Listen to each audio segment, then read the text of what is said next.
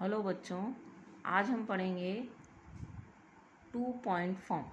ठीक है, हम सरल रेखाएं पढ़ रहे थे और स्ट्रेट लाइन पार्ट 6 में हमने देखा था सरल रेखा के समीकरण का एक बिंदु रूप या 1 पॉइंट फॉर्म या point slope form.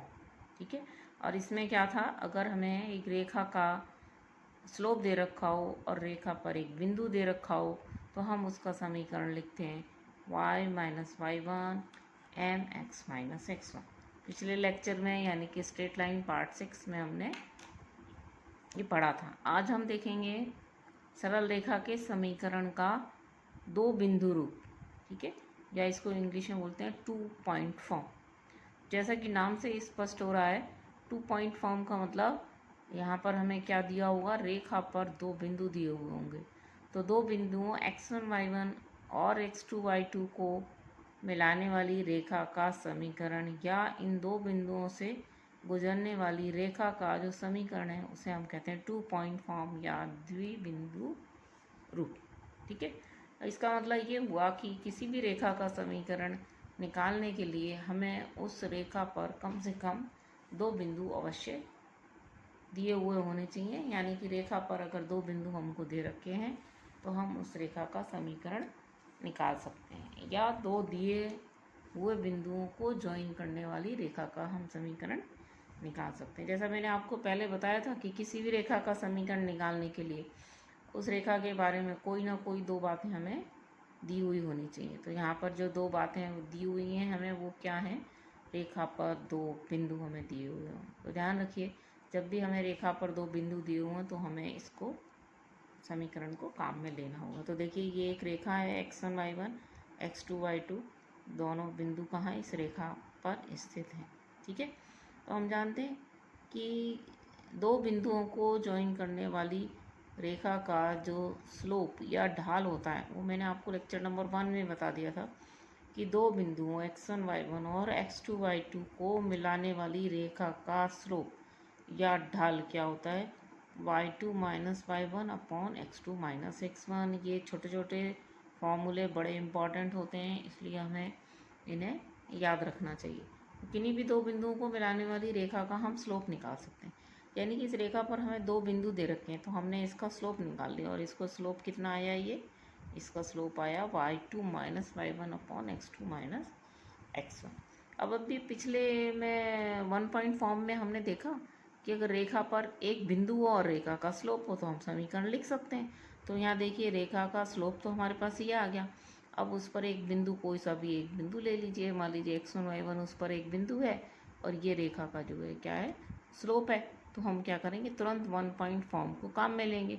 1 point form में पॉइंट तो हम ले लेंगे ये, और स्लोप ले लेंगे ये। तो रेखा का समीकरण आप क्या लिख लेंगे, y माइनस वाई वन, ये रेखा का m, और x माइनस एक्स। तो यही हमारा क्या है, दो बिंदुओं x1 y1 और x2 y2 को मिलाने वाली रेखा का समीकरण है।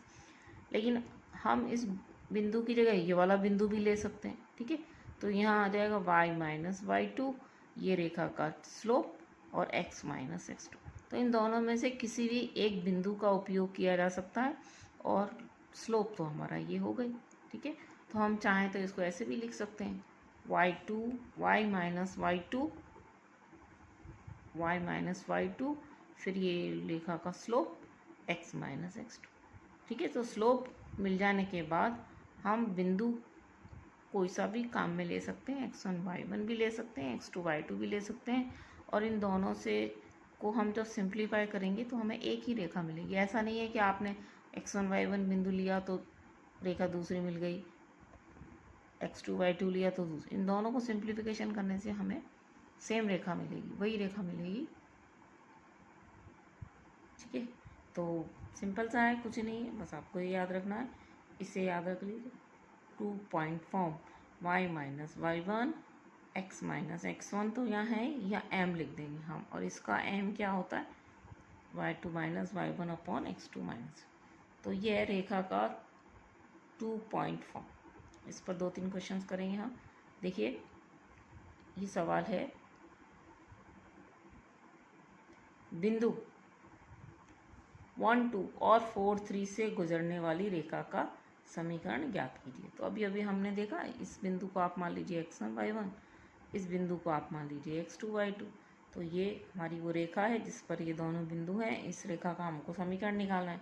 तो सबसे पहले तो हम क्या करेंगे, इस रेखा का ढाल निकाल लेंगे।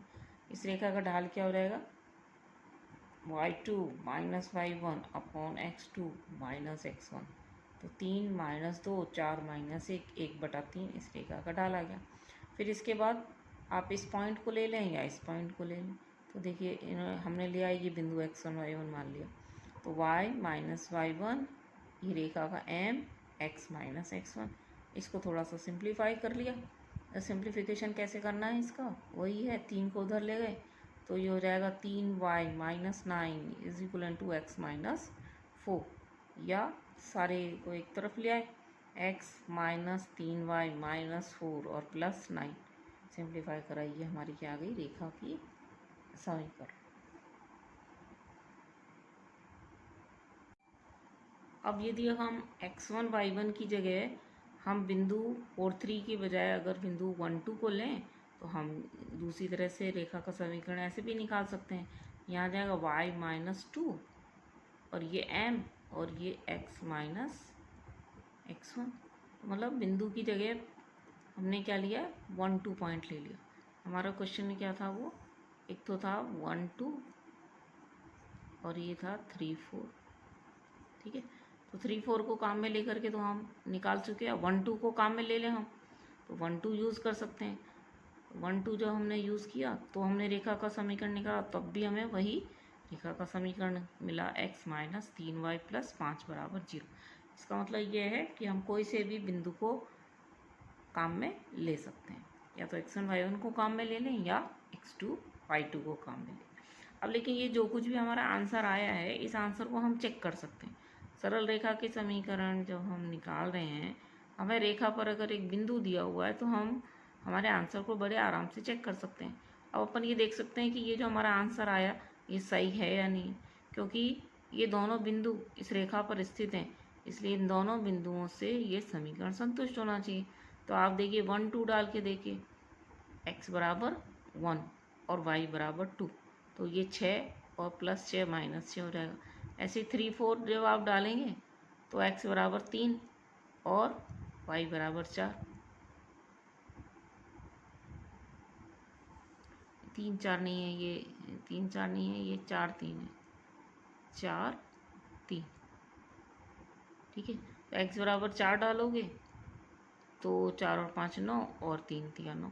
तो ये आपकी दोनों ही बिंदुओं से ये रेखा संतुष्ट हो रही है। इसका मतलब ये हमारा आंसर जो है वो सही है। तो हम हमारे रिजल्ट को चेक भी कर सकते हैं। ठीक है, तो नेक्स्ट क्वेश्चन देखिए, बिंदुओं -2 -3, एक तो बिंदु है हमारा -2 -3 और दूसरा बिंदु है 5 4। इन दोनों बिंदुओं को मिलाने वाली रेखा का समीकरण ज्ञात कीजिए। ठीक है, तो सबसे पहले हम वही करेंगे। इसमें अब हमारे बिंदु क्या दे रखे हैं, हमारे दो बिंदु दे रखे हैं, एक तो है -2 -3 और दूसरा बिंदु जो है वो हमें क्या दे रखा है, 5 4। इन दोनों बिंदुओं को मिलाने वाली रेखा का समीकरण हमें लिखना है। तो सबसे पहले तो हम इसका स्लोप निकाल लें। तो इसका स्लोप क्या हो जाएगा, y2 माइनस, या सीधी हम इसमें रेखा का समीकरण अगर आपको याद है तो सीधा इस सूत्र में भी रख सकते हैं हम। तो मान लीजिए हमने ये बिंदु काम में लिया। ठीक है, इस बिंदु को हमने काम में लिया, x1 y1 की जैसे ट्रीट करा इसको, तो y माइनस y1। ठीक है, तो -3 आ जाएगा। फिर ये स्लोप अलग से निकाल लें आप या सीधा यहाँ रख लें। ये वैल्यू क्या करनी पड़ेगी, y2 माइनस y1। अब हमने इसको x1 y1 लिया है, इसको x2 y2 लिया है, तो y2 minus y1 upon x2 minus x1। तो देखिए ये दोनों ही नेगेटिव हैं, तो जब घटाओगे तो आप प्लस हो जाएंगे। ठीक है, और यहाँ आ जाएगा x माइनस x1। तो जो आपने यहाँ y1 लिखा है वो तो यहाँ x1 आएगा, तो आपने यहाँ -3 लिखा है तो यहाँ -2 आ जाएगा। ठीक है, अगर आप यहाँ पर 4 लिखते तो यहाँ 5 आ जाता। तो इन दोनों में से बिंदु तो कोई सा भी काम में लिया जा सकता है, बट स्लोप निकालने के लिए यही आएगा, y2 minus y1 upon x2 minus x1। ठीक है, इसको सिंप्लीफाई कर लिया हमने, ये y प्लस 3 हो जाएगा इधर, और ये ये भी 7 और ये भी 7, तो हमारा क्या हो जाएगा, स्लोप 1 हो जाएगा। ठीक है, सिंप्लीफाई किया इसको और सिंप्लीफाई होकर के हमारी इक्वेशन आ गई x माइनस वाई माइनस 1 बराबर 0। अब आप देख लो, इससे ये बिंदु सेटिस्फाई होने चाहिए। x बराबर -2 डाला, ठीक है, y बराबर -3 डाला, तो ये तो +3 हो जाएगा, इक्वेशन संतुष्ट हो जाएगी। ऐसे ही जब आप 5 और 4 डालोगे तो x बराबर 5 डालोगे, y बराबर 4 डालोगे तो इक्वेशन संतुष्ट हो जाएगी। तो जो हमने ये निकाला है, हमारा आंसर एकदम परफेक्ट है। नेक्स्ट क्वेश्चन है हमारा, यदि किसी आयत के चारों शीर्ष हमको दे रखे हों, ये दे रखे हैं आपको चारों शीर्ष, तो इनके विकर्णों के समीकरण ज्ञात करो। तो देखो, हमने ये आयत बनाया, ठीक है, इसके इनको A B C D चारों शीर्षों को मान लिया A B C D, ठीक है। अब इसके विकर्ण कौन से होंगे, एक तो विकर्ण होगा AC, दूसरा विकर्ण होगा BD, दोनों के समीकरण निकालने हैं आपको। अब AC का समीकरण निकालने के लिए AC पर 2 बिंदु होने चाहिए, 2 बिंदु हमारे पास हैं। BD का समीकरण निकालने के लिए BD पर 2 बिंदु हमारे पास होने चाहिए, वो भी हमारे पास हैं। तो कुछ भी नहीं करना, विकर्णों का समीकरण निकालने के लिए आपको क्या करना है, सिंपली 2 पॉइंट फॉर्म को लगाना है। तो सबसे पहले हम निकाल रहे हैं AC का समीकरण। तो AC का समीकरण निकालने के लिए ये x1 y1 मान लो, इसको x2 y2 मान लो, ठीक है। तो y माइनस y1 हमने यहाँ लगाया y माइनस y1, ठीक है। यहाँ आ जाएगा आपका x माइनस x1, ये आ गया x माइनस x1। फिर इसका ये लगा देंगे y2 माइनस y1, ये क्या है, स्लोप होता है, ध्यान रखें। तो y2 माइनस y1 -5 -3 -4 -2, ठीक है। ये इसका y2 minus y1 upon x2 minus x1 हो गया। अब इसको कुछ भी नहीं, आपको सिंप्लीफाई करना है। y माइनस 3, यहाँ से 8 और 6, ठीक है, इसको सिंप्लीफाई करोगे 4/3 हो जाएगा। और ये और सिंप्लीफाई करेंगे, हमारे पास ये, इसको भी आप चेक कर सकते हो कि ये विकर्ण का समीकरण जो निकला है वो सही है या नहीं। तो देखो, ये 2 3 से संतुष्ट होना चाहिए। x बराबर 2 डालोगे तो यहाँ आ जाएगा 8, और 3 डालोगे तो 3 3 9, और ये +1 8, तो सेटिस्फाइड होती है। तो हमारी ये समीकरण जो है वो सही है। आप संतुष्ट करवा के चेक कर सकते हो हमेशा कि ये जो समीकरण हमने निकाली है वो सही है या नहीं। इसी तरह से आप दूसरे विकर्ण का भी समीकरण निकाल सकते हैं, BD का। B और D 2 पॉइंट्स आपके पास हैं, पहले ये सेम फॉर्मूला लगाएंगे और इसी तरह से हम विकर्ण का, दूसरे विकर्ण का समीकरण भी हम निकाल सकते हैं, ठीक है। तो ये देखिए, दूसरे विकर्ण का समीकरण सेम फॉर्मूला है, ठीक है। बस जो बिंदु हैं वो B और D, उन 2 बिंदुओं को काम में लेना है। हमेशा अपने रिजल्ट को आप चेक कर लीजिए कि वो सही है या नहीं। अगला देखिए, ये देखिए, यदि 4x + 3y - 5 बराबर 0 और 2lx - my - 8 बराबर 0 एक ही रेखा को निरूपित करें तो L और M के मान ज्ञात कीजिए, ठीक है। तो ये क्वेश्चन थोड़ा डिफरेंट है, 2 पॉइंट फॉर्म तो हमारे हो गए, ये कुछ अप्लाइड क्वेश्चंस हैं। तो ये क्या कहते हैं, 2 सरल रेखाएं हमको दे रखी हैं, ये कहते हैं 2 रेखाओं के समीकरण हमको दे रखे हैं। ये दोनों समीकरण एक ही रेखा को निरूपित करें तो L और M के क्या मान होंगे। मैंने आपको पिछले लेक्चर्स में ये बताया था कि 2 समीकरण हैं, एक ही रेखा की समीकरणें होती हैं या एक ही रेखा को प्रदर्शित करती हैं अगर उनके गुणांकों का अनुपात बराबर हो। किनके गुणांकों का, x के गुणांकों का, y के गुणांकों का और कांस्टेंट का। तो ये कंसेप्ट मैं आपको पहले बता चुकी हूँ, यही कंसेप्ट हम लगाएंगे कि ये 2 समीकरण एक ही रेखा को निरूपित करते हैं। कब, जब a1/a2 is b1/b2 is equal to c1/c2।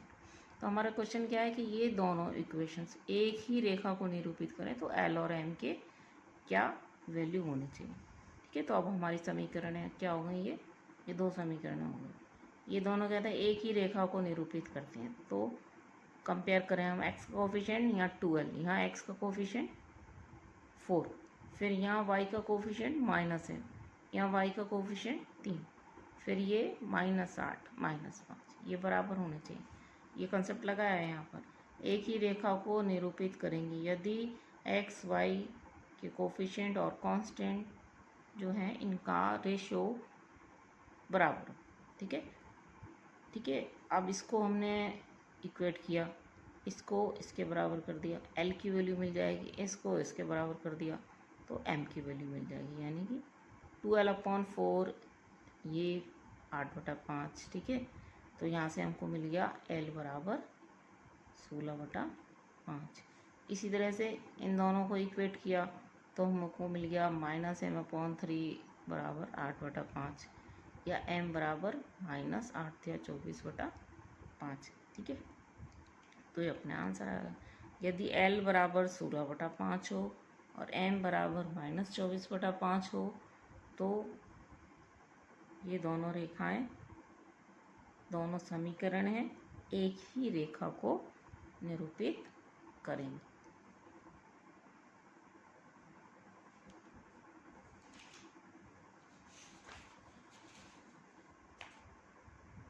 एक और क्वेश्चन देखिए,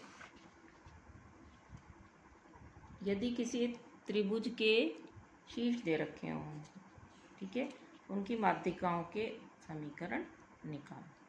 किसी त्रिभुज की माध्यिकाओं के समीकरण निकालना जबकि त्रिभुज के शीर्षों के निर्देशांक हमको दे रखे हों। तो एक त्रिभुज है, उसके तीनों शीर्षों के निर्देशांक हमको दे रखे हैं। एक को हमने ए बी और सी हमने मान लिया, ए बी और सी। कहते हैं माध्यिकाओं के समीकरण निकालिए। अब अपन जानते हैं किसी भी त्रिभुज की माध्यिकाएं क्या होती हैं कि इस शीर्ष से अगर सामने वाली भुजा के मध्य बिंदु को हम मिला, ये डी क्या है, इसका मध्य बिंदु हो ए बी का, तो इसको ए डी को हम क्या बोलेंगे, माध्यिका बोलेंगे। ऐसे ही अगर बी सी का मध्य बिंदु ई हो तो ए एक माध्यिका हो जाएगी। इसी तरह से ए और सी का मध्य बिंदु एफ हो तो बी एफ तीसरी माध्यिका हो जाएगी। और आप जानते हैं माध्यिकाएं जिस बिंदु पर मिलती हैं उसको हम क्या बोलते हैं, केंद्रक या सेंट्रॉइड बोलते हैं। और ये माध्यिकाएं जहाँ भी मिलती हैं तो ये इसको 2:1 के रेशो में डिवाइड करते हैं। किसको, ये जो इस बिंदु पर मिलती हैं सेंट्रॉइड कहते हैं इसको, और ये रेशो 2:1 का होता है। चलो ये तो छोड़िए, अपने को इस यहाँ मतलब नहीं है, अपने को जो यहाँ करना है कल ये माध्यिकाओं के समीकरण निकालना। तो अगर ये माध्यिका है तो डी क्या होगा, मध्य बिंदु होगा। तो हमने पहले इन सब के मध्य बिंदु के निर्देशांक निकालिए, डी ई और एफ।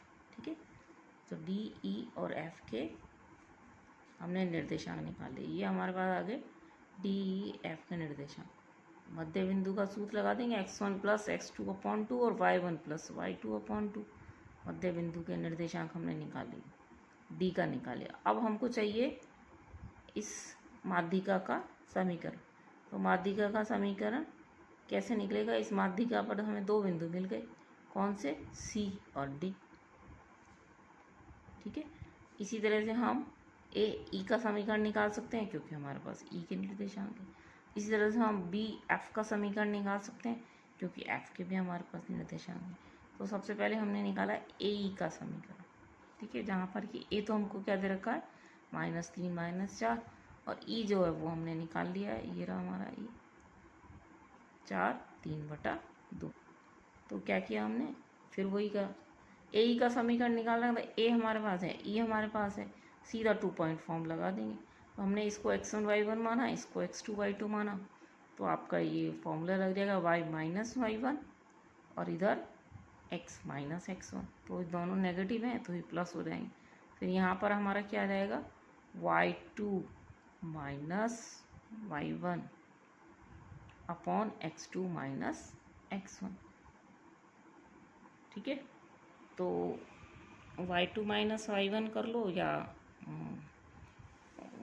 y1 - y2 कर लो, एक ही बात है, दोनों तरफ से एक ही आता है। तो यहाँ पे -4 -3/2 और -3 और -4।